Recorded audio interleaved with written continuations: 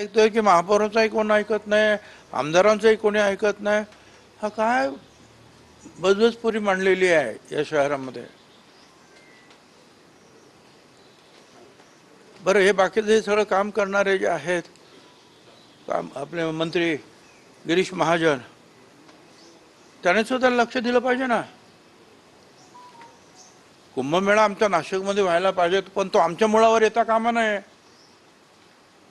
आमची माणसं जी आहे मरता कामा नयेत. याच्याकडे काय कोणी लक्षच देत नाही आहे. नाशिकला एवढे खड्डे आणि एवढं बेकार नाशिक कधी नव्हतं.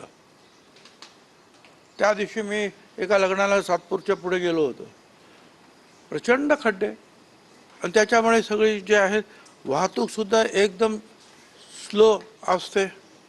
त्याच्यामुळे ट्रॅफिक जॅम. पोलीस तरी काय करतील? कारण मोठे मोठे ट्रक्स जे आहेत ते खड्ड्यात गेले तर त्यांचे ते पाटे बिटे तुटणं, सस्पेन्शन खराब होणं, सगळ्या गोष्टी असतात. नगरसेवक सुद्धा वैतागलेले आहेत. महापौर काय करू शकत नाही. म्हणजे हे शहर काय वाऱ्यावर सोडलंय का? माझं या सगळ्या लोकांना सांगणं आहे, ताबडतोब कारवाई करा. अर्थात या सगळ्या गोष्टी मी मंत्रिमंडळात किंवा मुख्यमंत्र्यांच्या समोर मांडणार, पण याला जबाबदार असणारे जे लोक आहेत त्यांनी याच्यामध्ये ताबडतोब लक्ष दिलं पाहिजे. जरा पाऊस उघडला की ते खड्डे भरले पाहिजे. ठीक आहे, परत होईल खड्डा, होऊ द्या, परत भरा. माणसं भरण्यापेक्षा डबल टेबल काम झालं तर काय हरकत नाही. एका मृत्यूसाठी त्यांनी 10 लाख रुपये दिल्याचं कळलं. माझी तर मागणी आहे, हे जेवढे म्हणून जे लोक मृत्युमुखी पडलेले आहेत हे शासनाच्या, महापालिका शासनाच्या हलगर्जीपणामुळे हे मृत्यू झालेले आहे. त्यामुळे जसे एकाला जो न्याय दिला आणि 10 लाख रुपये दिले गेले, तशीच रक्कम सगळ्यांना दिली पाहिजे. अर्थात त्याने काय गेलेला जीव काय परत येत नाही, तो फार महत्त्वाचा भाग नाही, पण ते पण केलं पाहिजे. आणि ही जबाबदारी जी आहे ही कोणीतरी घेतली पाहिजे. गेडाम साहेब हे अतिशय उत्कृष्ट अधिकारी आहेत. त्यांनी आपल्या अधिकाराचा तर वापर करायला पाहिजे असं मला वाटतं. या बाकीच्यांवर सोडून जर ते थांबलेत तर मग ते त्यांचं सुद्धा अपयश जे गणलं जाईल. एक उत्कृष्ट या शासनामधला अधिकारी म्हणून गेडामचं नाव आहे, आणि म्हणून त्यांनी स्वतः लक्ष दिलं पाहिजे. स्वतः या सगळ्यांना घेऊन जे आहे नाशिकच्या रस्त्यामध्ये फिरलं पाहिजे आणि काय चाललेलं आहे ते पाहिलं पाहिजे. एवढंच सांगतो की नाशिकला जे नाव खराब करणारं हे असे हे सगळे प्रकार सुरू आहेत, आणि मीडिया जे आहे त्या मीडियांचं काम आहे मग ते सगळं दाखवणं. मला त्याबद्दल खरोखरच एक, आता नाशिककरच आहे मी, तसा नाशिकला माझा जन्म, त्यामुळे फार मला दुःख होतं, वाईट होतं की एवढ्या चांगल्या सुंदर आपल्या नाशिकमध्ये ज्या प्रकारे हे काय चाललेलं आहे ते अतिशय निषेधार्ह असं आहे. मुद्दा हाच आहे की जबाबदारी कोणावरच टाकली जात नाहीये. एवढे मृत्यू होतात, त्यांना जबाबदार कोण? ठेकेदार आहेत, अधिकारी आहेत, कोणावरही कारवाई होत नाही. कारवाई करणारे जर अधिकारी डोळे झाकून बंद केले असतील त्यांनी डोळे, तर कारवाई कशी होणार? त्यामुळे कुंभमेळा मंत्री आणि त्याचबरोबर गेडाम साहेब ह्या दोघांनी लक्ष घातलं पाहिजे. जर अधिकारी काम करत नसतील तर मग त्यांच्यावर सुद्धा कारवाई करायला पाहिजे. हे सगळे मोठे अधिकारी फक्त काय ऑफिसमध्ये बसण्यासाठी नाही आहे. कॉन्ट्रॅक्ट दिलं आणि मोकळे झाले असं नाही चालणार. तो कॉन्ट्रॅक्टर काय करतो आहे, निदान एक बाजू तरी काम एका बाजूला चाललं तर एक बाजू खड्डे विरहित आहेत की नाही हे त्यांनी पाहायला पाहिजे ना. आणि नसेल त्याच्याकडून काम करून घेतलं पाहिजे. साहेब, पण याच्यामध्ये महापालिका प्रशासन जे आहे ते असं सांगतंय का हे काम जे आहे ते प्राधिकरणाचं आहे, कुंभमेळा प्राधिकरणाचं हे काम? महानगरपालिकेला मला सांगायचं, मी मुंबई महानगरपालिकेत होतो आणि 2 वेळा महापौर होतो. कोणी कुंभमेळा असेल नाही, काही असेल नाही, काही असेल, पण शेवटी जे प्रत्येक गोष्टीची जबाबदारी ही महानगरपालिकेवरच आहे. ती रस्त्याची असेल, पाण्याची असेल किंवा बांधकामाची असेल, या सगळ्यांची जबाबदारी. त्यांना वाटत असेल की हे कुंभमेळ्याचं काम आहे, त्यांना बोलवून घेतलं पाहिजे, सांगितलं पाहिजे.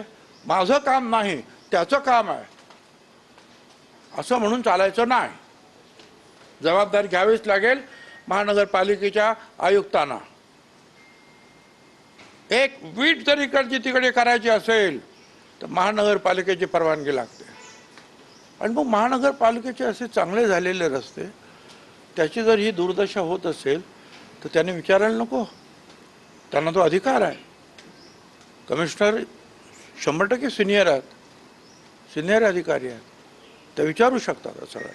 पुष्कर कुटुंबियांच्या पत्नी 2 तास महापालिकेत बसून होत्या, आंदोलन करत होत्या. 2 तास कुठलाही अधिकारी, महापौर, उपमहापौर कुणीही त्यांना भेटायला आलं नाही. अरे बाबा, थोडं तरी जे आहे माणुसकी दाखवली पाहिजे. थोडं तरी जे आहे, हे बघा, लोकांच्या असंतोषाची जी आहे वाट पाहू नका, एवढंच मला सांगायचं. इतिहास आपला पुढे आहे, आपण पाहतो. म्हणून अधिकारी असतील, महापौर असतील, उपमहापौर असतील, काय चुकलं असेल, कमिशनर असतील, डेप्युटी कमिशनर असतील, तर त्यांच्याकडे गेलं पाहिजे. संवेदना आपण जे आहे त्यांच्या पुढे दाखवल्या पाहिजेत की जे झालं त्याच्याबद्दलच्या ते सुद्धा दुःखी आहे, हे दाखवलं गेलं पाहिजे ना. नाही तर करा, तुम्हाला काय करायचं करा, मेले ते मरू द्या, बसायचं तर बसा. मग ठीक आहे, मग एक दिवशी मग सगळेच येतील तिकडे.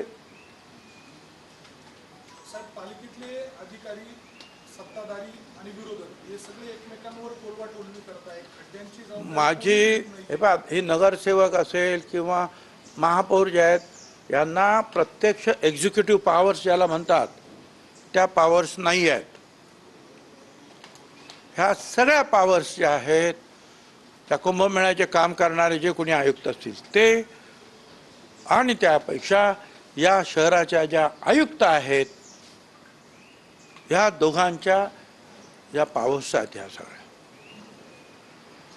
नगरसेवकच सांगणार, विनंती करणार, महापौर विनंती करणार. शेवटी एक्झिक्युटिव्ह पॉवर कुठे आहे? बाकीचे नगरसेवक, महापौर हे डेलिबरेटिव्ह विंग्स आहेत, डेलिबरेशन करणार, चर्चा करणार. शेवटी जे एक्झिक्युशन कोण करणार? एक्झिक्युशन हे अधिकारी करणार. तुम्ही म्हटलं नागरिकांमध्ये रोष वाढतो. आता काही नागरिक आंदोलन करण्याच्या तयारीत आहेत. प्रश्न विचारला की नाशिकला मंत्री असून पण काही होत नाही. आपल्याकडनं आता नेमक्या काय सूचना राहणार आहेत? आणि मी जे सांगायचं ते सांगितलं. असंतोषाची वाट पाहू नका, याच्यामध्ये मला वाटतं सगळं आलेलं आहे. धन्यवाद. राहुल गांधी देश के युवाओं को भड़काने का काम कर रहे हैं, तो उसको लेकर क्या कहें? राहुल गांधी देश के युवाओं को भड़काने का काम कर रहे हैं. हाँ, मैं गली वाले हैं, सब दिल्ली वाले हैं.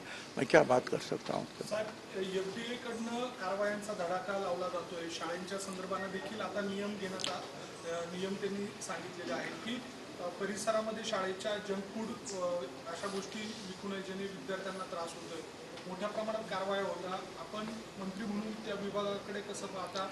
मी म्हणतो, बऱ्याच वर्षांनी या विभागाला जाग आल्यासारखं वाटतं आहे. सुरुवातीला एकदा झगडे साहेब होते, ते याच्यावर काहीतरी हालचाल करायचे, कारवाई करायचे. हिस्ट्री जी काही आलेले होते, ऑपरेशन्स वगैरे फॉल्टी होते, ते त्याच्यावर त्यांनी बोट ठेवलं. शेवटी ते इंटरनॅशनली कबूल करावं लागलं सगळ्यांना की नाही, या फॉल्टी आहेत म्हणून.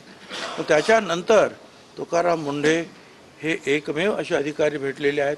ठीक आहे, कोणाला वाटेल हा फारच जास्त करतो आहे, कोणाला त्याचा राग येईल, परंतु सर्वसामान्य पाहिल्यानंतर परदेशामध्ये, अमेरिकेमध्ये, सगळ्या ठिकाणी अशा रीतीच्या काय गोष्टी असतील, भेसळ असेल किंवा अस्वच्छता असेल,